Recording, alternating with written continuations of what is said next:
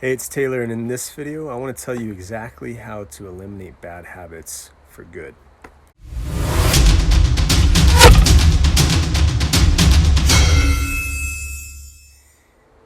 If you struggle with your weight, if you find it difficult to maintain a lean, healthy physique that you can be really proud of, and you realize that it's not so much about the diet and not so much about the training, because you've tried that. You've tried different diets, you've tried different training modalities and programs. And what you've really realized is that it's really about your patterns. It's really about what you're habituating each and every day. It's your habits, your behaviors, and your mindset, right? If you're struggling with your body fat, if your body fat's out of control, if your love handles are spilling over and you don't feel good about that, if you feel weak and you don't feel strong, you feel like it's difficult to build muscle and build a really awesome physique that you can be proud of, it's not from not knowing what to do, right? That's the easy part. All of that information is a few clicks away. Now, sure, there's better ways to do things, but the best program for you is the one that you do. Any forward progress is going to be good. That's forward momentum. It's better than staying where you're at, right? So that's where most people focus, and I think that's where a lot of people fail, is they get stuck looking for the new way. Some new way. There's got to be an easier way, right? And it's because that's the way we're wired. Take the path of least resistance. So where can I find a shortcut? Where can I find a magic pill or something that promises all this result without the effort? Okay? And that's the thing about this, is being honest with yourself and looking at your habits and your behaviors. It's difficult. It's hard. It's emotionally difficult, and it takes a lot of effort to open the door to that stuff. But it is the path to your liberation. That's the secret to maintaining sustainable results. It's actually not just getting the before and after, but that being the norm for the rest of your life, right? You have to take an honest look in the mirror and say, what are the things I'm habituating each and every day that are keeping me where I'm at? I've said this in tons of videos. You are your habits, you are your behaviors, you are your beliefs. Here's why. About 95% of our thoughts, we have 60 to 90,000 thoughts per day. About 95% are subconscious and unconscious thoughts. So the unconscious mind, think of that as the animal mind. That's the reptilian part of your brain, right? I'm hungry, I'm tired, I'm horny, okay? Those types of unconscious thoughts, right? And that's a percentage of that 95%. The subconscious mind, which is the bulk of that percentage, think of it like the habit mind, okay? Now, most of your habit mind or your subconscious mind was programmed before the age of 7.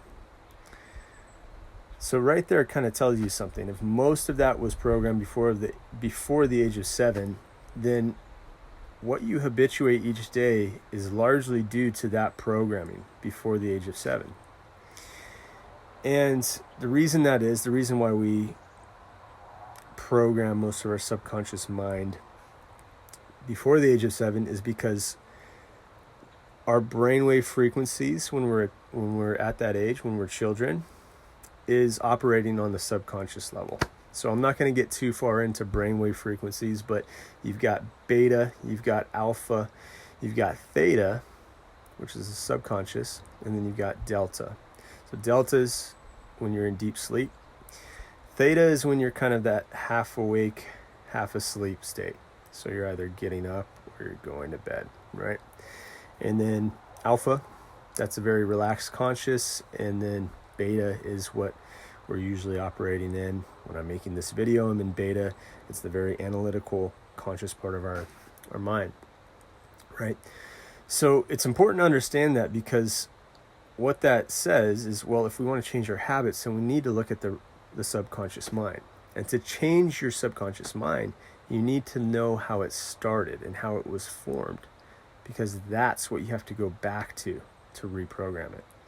I'm going to get into that a little bit later here. But I just want to give you that snippet on how the subconscious mind is formed and how it works, right? But basically, what I really want you to take from this is 95% of what we do on a day-to-day basis is unconscious and subconscious. That's why the brain turns to habits, okay? So I really want to drive that home, is that what you habituate each day is largely due to your subconscious programming. Now, let's talk about how to make shifts here, okay? The most transformational breakthroughs that I have witnessed in doing this work and in my own life have come from not reprogramming, not building new habits necessarily or reprogramming the subconscious mind, but stripping away and deprogramming. So adopting new habits is really good, right? That's a good thing. I'm not focusing on adopting new healthy habits.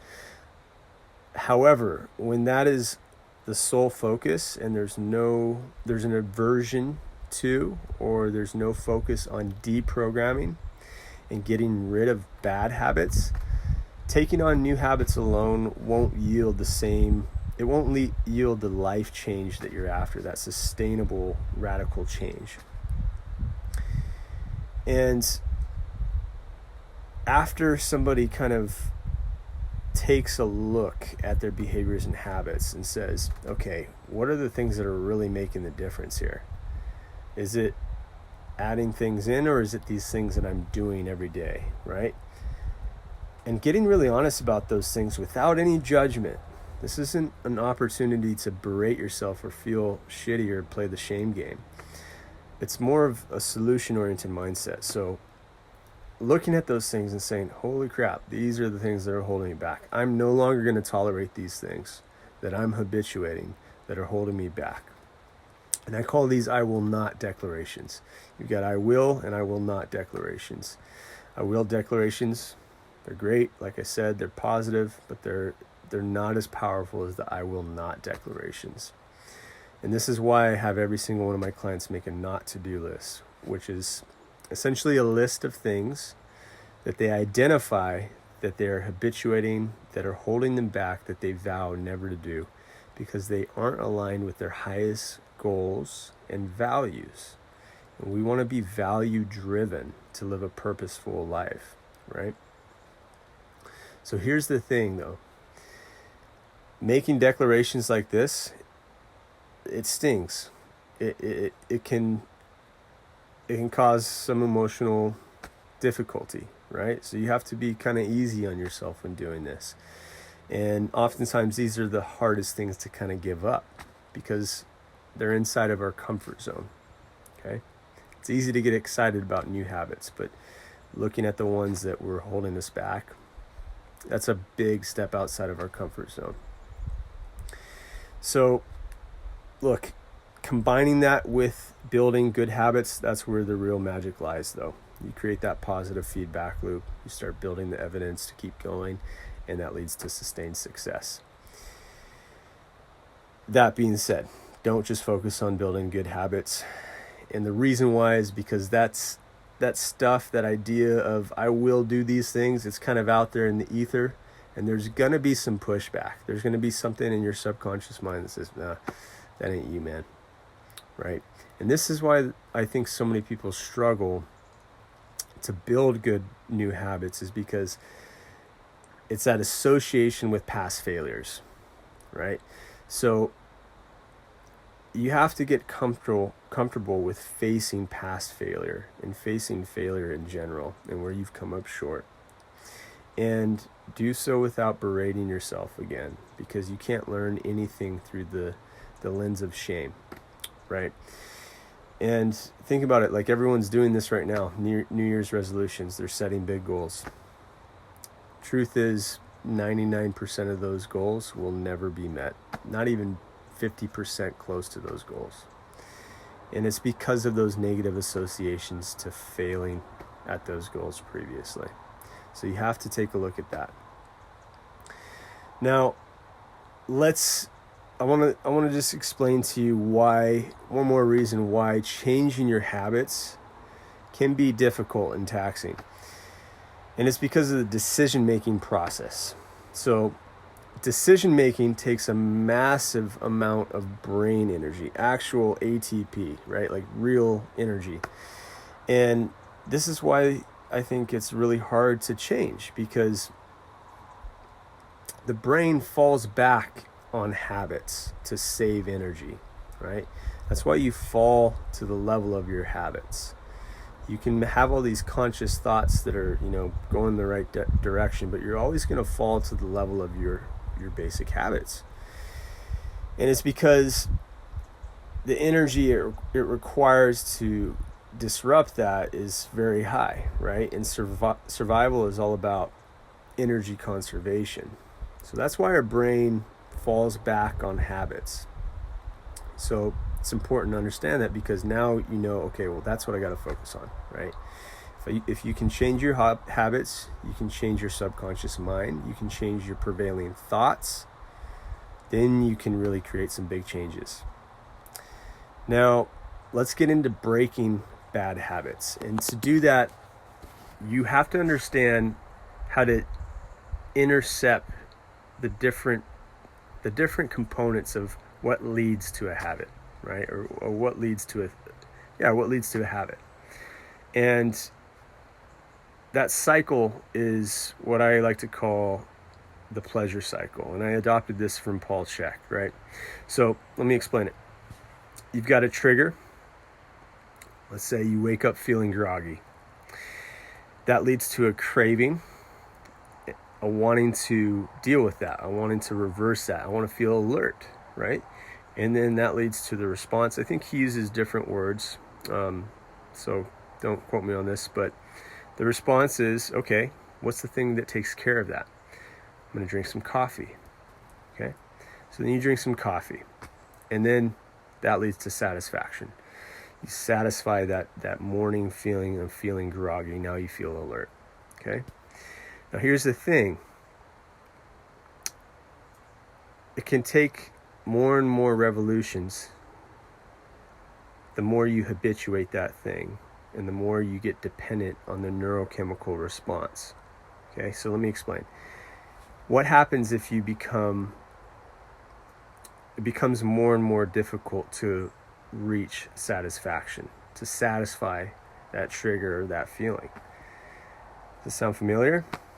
Yeah, it's not good, right? That's like addiction, right? So we actually get addicted to things and habits. And that's because of the neurochemical response, essentially, right? When we reach satisfaction, our brain sometimes can get addicted and become tolerant. So we have to go through that cycle over and over and over and over, okay? So to break bad habits, you want to be able to disrupt that cycle, right? And I'm going to give you a few ways of how you can do that, and how you can attach anchors to be able to catch yourself in that cycle and break the habits. In the book Atomic Habits by James Clear talks about the 4 laws of breaking habits. So the first law is make it invisible, right? You want to get skinny, you want to get lean, you want to get muscular, you want to lose weight, but you've got a pantry full of processed junk and frankenfoods. Throw them out. Throw them out. You don't need them. You're always going to struggle if they're in your picture frame every single day. Okay? So make it invisible. And this is kind of an environmental audit, you could say. The second law is make it unattractive. Right? So ask yourself this. If you write down all the things, all the habits that you're habituating, and you're like, all right, I definitely got to get rid of that. Ask yourself, what's the cost if I don't? If I continue to habituate that thing, and I keep doing that 10 years from now, do I really want that for myself? What does that lead to? Right? Do you want to pass that on? Habits are generational. Like I said, most of your habits are downloaded before the age of 7. So do you actually want to habituate the things that you're going to pass on to your children? Maybe you've already recognized this. Maybe you already see your children starting to follow your patterns in ways that doesn't make you happy, right? So that's something to think about as well. Make it really unattractive and remind yourself of that every single day. The third law is make it difficult. So make it difficult, right? Let's say binge eating. Just have an accountability buddy, right? Have a group to check in with. Measure things. Like keep a track record. Take pictures of your food. Each time you post something, it's like going to remind you, like, okay, I have an accountability partner that I need to show up to. So this is making an extra step, right? And then make an extra step as well, right? What other steps can I put in front of it? Is it really easy just to open my fridge or my pantry and reach for some junk? Again, that's going back to make it invisible. The fourth law is make it unsatisfying. And that's pretty self-explanatory, right? You're essentially hijacking the pleasure cycle. So think about it like this. Every time you fail, something unsatisfying happens. There's a consequence. If you fail, you have to make a public announcement to a group, a Facebook group that you're a part of, or tell your partner, right? Something like that. So make it really unsatisfying. So those are the 4 laws of breaking habits in the book Atomic Habits. Highly recommend that book. I want to just add a few things to that, right? So that's a very analytical, logical approach, and I like it for that reason. But I think there's a few other things, right? And the other angle I already kind of covered. And that goes back to your habit mind, right? Which is really the subconscious mind. So another angle of changing your habits is through subconscious reprogramming. And I'm not going to get into this in like great depths because it is kind of a complex subject, and I have made other videos of that, so I'll link them in the description below. But to reprogram the subconscious mind, you have to really go back to how it was formed in the first place, which is going back to your childhood, essentially, right? How it was formed in the first place. When you're walking around as a child, you're walking around in theta brainwave states more than you are any other brainwave state. And that's why you're operating from a place of the subconscious, right? So understanding that getting into theta brainwave states more frequently and taking advantage of those states as they occur naturally throughout the day, you can influence the prevailing thoughts in your subconscious mind during those times. So, like I said, that's a whole separate video. If you want to dive into that a little deeper, there are some things that you can do. If you've got questions or comments, let me know below, and I'll make sure I answer them. But I just want to say this. You can break habits by doing it both ways, essentially, right? Breaking habits alone by using those 4 laws helps to reprogram the subconscious mind. And focusing on reprogramming the subconscious mind also makes breaking and building habits much, much easier. Still with me? I know this is getting a little out there at this point. So, look, pretty complex, I know. Keep it simple, though. Use those 4 laws. If you want to get into meditation and deep hypnosis when you're in theta and you're in a half awake, half asleep state, there is some pretty cool research showing how that's making a big difference in a lot of people's lives. If you got questions on that, let me know. I have a whole course on how this works in my program. But yeah, if you have any questions, just let me know. So, look guys, just watching this video and then moving on to the next distraction, it's not going to help you, right? So do something with this information. Do something right now. Answer the question. What's the one declaration you can make right now to stop habituating something that's really been holding you back? Make an I won't declaration, right? and make an I will declaration as well. I won't and I will do these things, right? That's where the real magic happens. But as I said, stripping away the crap, getting rid of the bullshit, that's where the biggest changes I've seen happen, right? You fall to the level of your habits and your behaviors.